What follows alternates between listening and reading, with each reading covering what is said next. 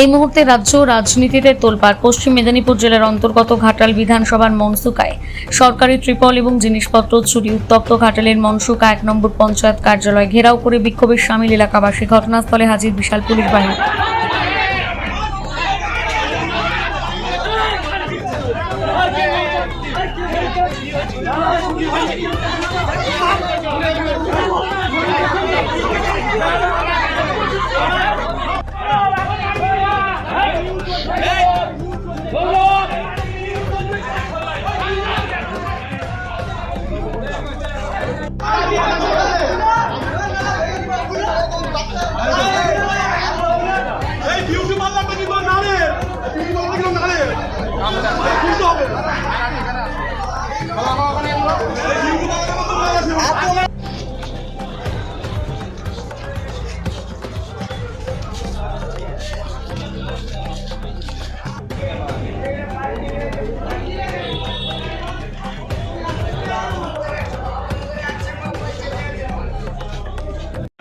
উপরটা খোলায়নি উপরে অফিস আছে।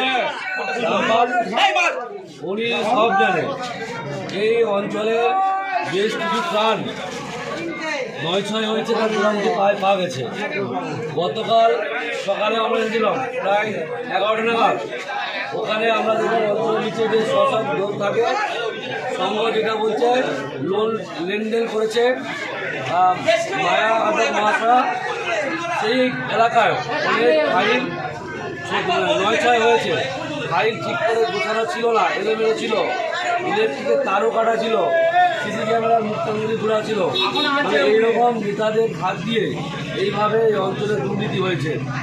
এই অঞ্চলের একটা বিধায়ক ফান্ডের অ্যাম্বুলেন্স ছিল, সেটাকেও বিক্রি করে দেওয়া হয়েছে।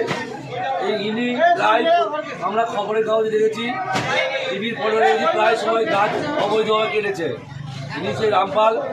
ভাগ্য ভালো বিজেপি ক্ষমতা এসেছে বলে এখনো পর্যন্ত সন্ত্রাস হয়নি। তবে আইন যাতে ব্যবস্থা নেয় তার উপযুক্ত ব্যবস্থা আমরা করব। অলরেডি লোকাল থানা আমাদের ঘাটালে ওসিকে জানিয়েছি, উনি ওনার পুরো গাড়ির টিম সহ পাঠাচ্ছে। এই ধরনের অনেক নেতা যুক্ত আছে, বলেছেন এইসব মালপত্র রাখতে বলেছেন সজল চৌধুরী সহ আরও অনেকেই, এমনকি প্রধানও নাকি যুক্ত আছে। জানা নাই তো আমাকে প্রশাসন থেকে বলেছে রেখে দিই। কে বলেছে, কে রাখতে বলেছে? নাম বলুন। অঞ্চল কমিটি নাম বলুন আপনি। বললাম তো সজয়বাবু কিংকরবাবু ছিল, প্রধানও ছিল, সবাই বলেছে আমাকে, আমি বলে রেখেছি। কত তিরপল আছে আপনার গোডাউনে? এই তো ছিল, আমার মালটা বলছিলাম তো আমি। আপনি সত্যি কথা বলুন, কত মাল আছে? পৌঁছানোর জন্য রেখে দিয়েছিলাম, আমাকে তো আনতেই দিলেন। আমাকে তো তার আগে এরকম গাড়ি ভর্তি মাল কেন? দাদা সরকার বাড়ি থাকবে কেন? আমি তো সেই জন্য প্রশাসনে বন্যা কবে গেছে, আবার দ্বিতীয়বার বন্যা আসতে চলেছে। আমাকে যাতে না দোষ পেতে, আমি সেই জন্য আপনি আমাদেরকে বললেননি কেন? প্রশাসনকে বললেননি কেন? আপনি থানার ওসিকে বলতে পারতেন। প্রধানকে বলেছি, আপনাকে বলা যায় না, সেদিন বলেছি। আমি হাত ধরে কবে আমি প্রধানকে বলতে বলেছি। ফোনই তো হচ্ছে না তো। আমি তাকে বললাম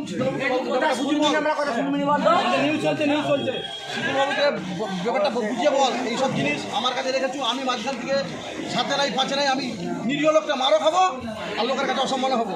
আমি তো বারবার